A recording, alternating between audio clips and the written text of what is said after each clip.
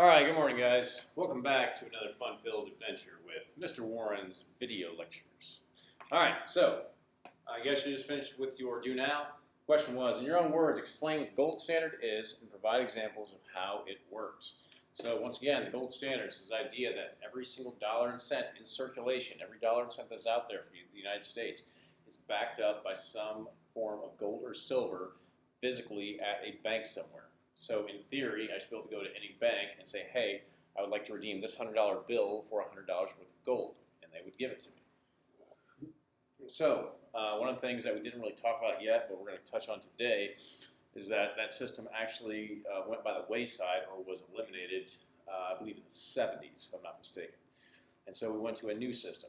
So today, we're going to be talking about the gold standard a little bit more, and then I'm going to introduce you into what the United States currently has as their economic system.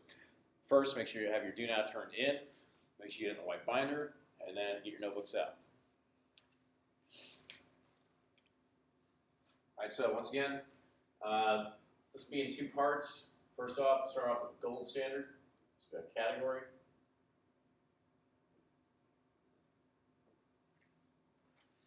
And so, like I said, some of this should be review. So, the gold standard, these could be kind of in steps or bullet points, just kind of show you how it goes from one to the other. So, number one, all dollars and cents, all dollars from your savings and checking, meaning checking and savings account, go into one giant pool. So the bank takes all the money from the checking account, savings account, takes it all together, puts it back in the vault into like one giant heap of money. Next up, the bank lends out your money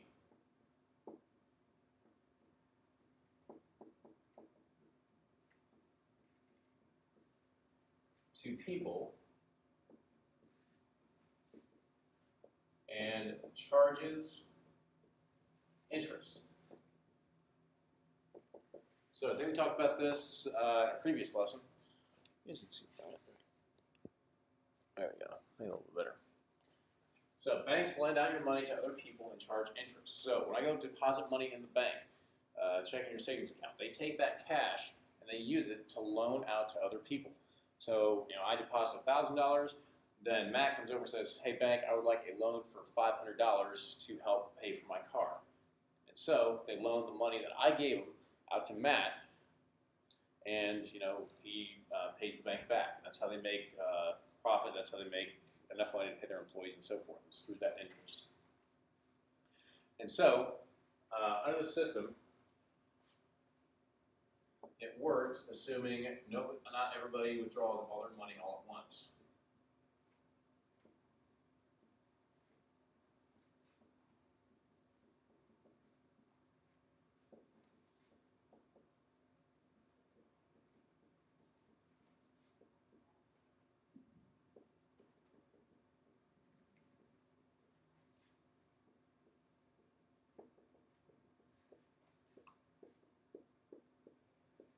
Okay, so the system works kind of normally, assuming everybody does not withdraw everything at once. So kind of like you saw in the video from last time, where everybody came to the bank all at once and said, hey, I want my money now. Well, it doesn't do much good when, okay, I've loaned part of that out to help, okay, that guy build his house. I've loaned it out to that guy to help pay for his car. So I do have some on hand, but if every single customer comes at the same time, and I don't have backup like we talked about yesterday, I don't have somebody to call and say, hey, I need more cash, then I'm kind of in trouble. And if there's only so much gold and silver in existence, then that kind of limits the amount of money at the end of the day banks can loan out. Because if they only have, say, $1 million in gold total, then they have to, sorry about that. If they only have $1 million in gold, then they can't loan out $2 million to people if they don't have it. So then that's when you start having problems. So if everyone withdraws, it's not a W, it's a V. Everyone withdraws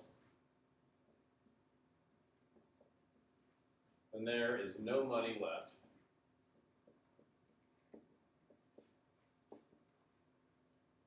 And people, or people,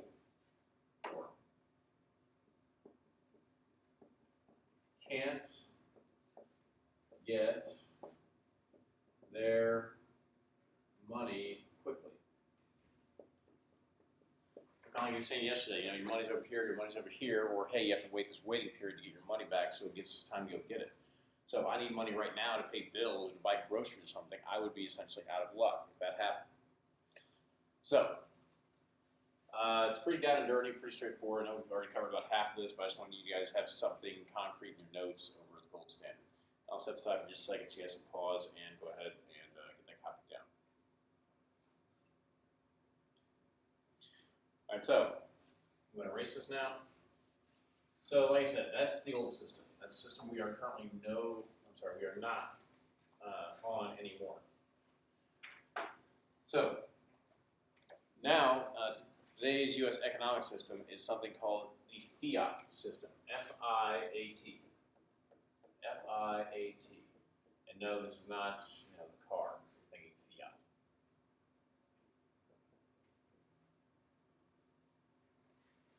And I guess right offhand, I don't know the exact translation, but I think it's like Latin or something, where it's like translates to "let it be" or "make it be so," something like that.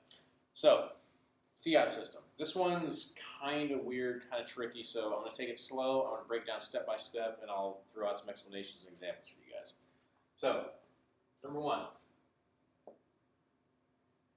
government prints money. Prints or creates money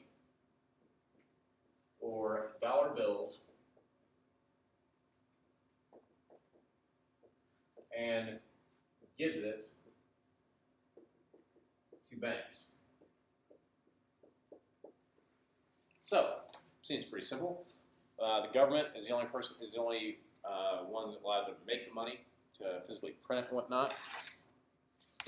Because it's illegal to print my own money. So they print it and then they distribute it to the banks in order for those banks to use it. Seems pretty simple. Number two. And then the banks lend this money out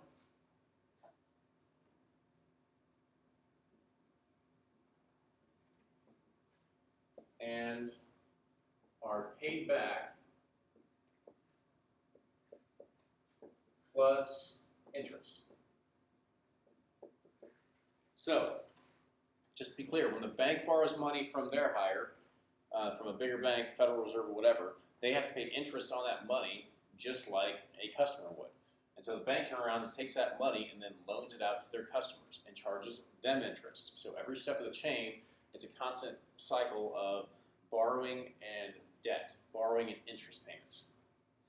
So banks lend money and are paid back plus interest. It's how they pay back their debts, it's how they pay their employees, it's how they keep the lights on, it's how they make profits and keep the business going.